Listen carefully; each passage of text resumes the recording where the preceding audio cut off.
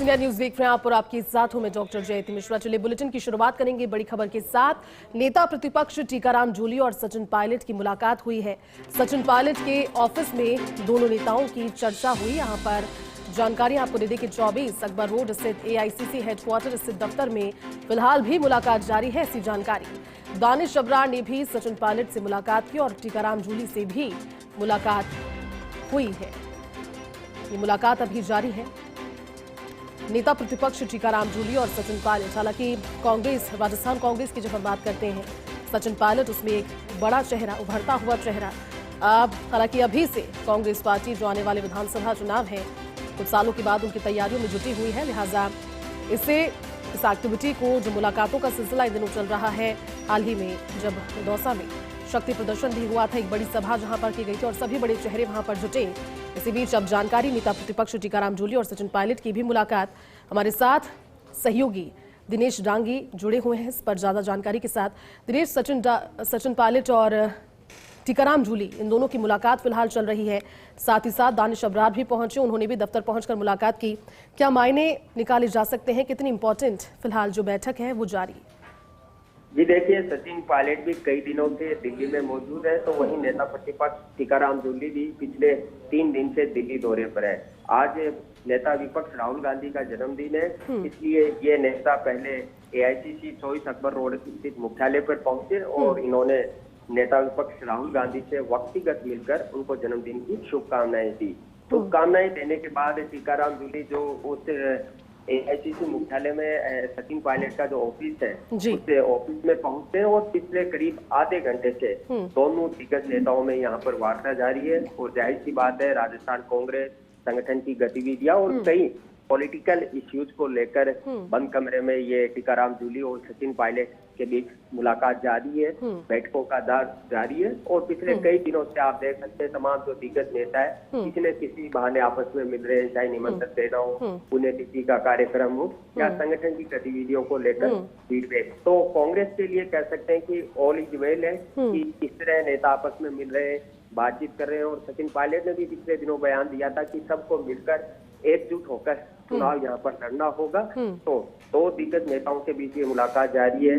AICC सचिव दानिश अबरार ने भी दोनों नेताओं से मुलाकात की और चर्चा की। इसके अलावा कई राजस्थान के नेता और सचिन पायलट के ऑफिस में यहाँ पर मौजूद है, वो भी सचिन पायलट से यहाँ पर मुलाकात करेंगे। तो काफी अहम मुलाकात और चर्चा इन दोनों दिग्गज नेताओं में जारी है और आगामी दिनों में देख सकते हैं कि किस तरह दौरे जो राजस्थान कांग्रेस पार्टी के दिग्गज नेता है वो एक साथ यहाँ पर कर सकते हैं, क्योंकि नेताओं और कार्यकर्ताओं में इनमें मेल मिलाप, मुलाकात और चर्चाओं से एक अच्छा मैसेज जाता है, एक एकजुटता का सियासी संदेश कांग्रेस गलियारों में जाता है।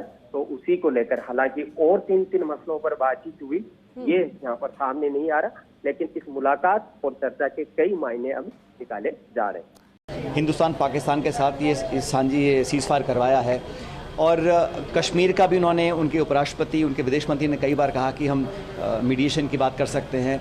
और इस प्रकार जो भारत और पाकिस्तान की लगातार तुलना वो करते हैं, ये मुझे बड़ा अजीब लगता है, क्योंकि पिछले 2 दशकों में बड़ी हम लोगों ने ग्लोबल स्टेज पर ये स्थापित कर दिया था कि अगर हिंदुस्तान का कोई मुकाबला करना है तो चीन के साथ करना है। अब ये हिंदुस्तान पाकिस्तान का जो हाइफिनेशन हो रहा है, ये कहीं ना कहीं हम लोगों के लिए एक सेटबैक है, हमें उसको सुधारना चाहिए। और अगर अमेरिका के राष्ट्रपति पाकिस्तान के आर्मी चीफ को लंच पे बुलाते हैं, ये जानते हुए कि पाकिस्तान की फ़ौज ने लगातार देश पर आक्रमण किया है आतंकवादियों के माध्यम से, तो ये हम लोगों को उस पर कूटनीतिक तरीके से, डिप्लोमेटिकली और फॉरेन पॉलिसी के तहत कुछ ना कुछ उठाना चाहिए मुद्दे को, क्योंकि ये सही नहीं है। इस प्रकार व्हाइट हाउस में बुलाना और उनके साथ लंच करना, ये क्या संदेश जा रहा है? तब जब दुनिया में कई जगहों पर संघर्ष चल रहा है, अभी ईरान और इजराइल का संघर्ष चल रहा है, ईरान और फिलिस्तीन और हमास का चल रहा है, यूक्रेन रशिया का चल रहा है, उन दिनों में एक ऐसी फौज के मुखिया को अपने यहाँ व्हाइट हाउस से बुलाना और मान सम्मान देना और दोस्ती का हाथ बढ़ाना, मुझे लगता है कि एक कॉन्ट्रडिक्टरी संदेश वहाँ से निकल के आ रहा है। How do you see this statement of Donald Trump that he reiterated this statement after the Foreign Secretary made this statement that the Prime Minister called up Donald Trump and cleared this thing that we don't want any mediation. Now again Trump is saying the same thing that he stopped the war. In fact, he loves Pakistan. He's hosting a lunch for. That is why I feel it's it's something that we have to be concerned about. If the US president is consistently and continuously saying that he brokered or he brought about the ceasefire by showing either threat or allurement for a trade deal. This is something that Donald Trump has said multiple times on many occasions. Of course, MEA spokesperson have denied that, but I think from the highest levels, that statement should be contradicted if it's untrue. A. B. By hosting the Pakistani army chief at the White House, it's a clear indication of how the White House and how the US government sees the Indo-Pak situation. We are the victims. So many of our innocent people were gunned down in cold blood in Pahalgam. And whether it's Pulwama, whether it's other parts of India, we have been the victim of terror attack, and the Pakistani state has housed multiple militants and international terrorists. Osama bin Laden was found in Pakistan, and America knows that. Despite that, to equate India and Pakistan and to again bring about the hyphenation of India and Pakistan is something that we have to be concerned about. The Indian government must come out clearly.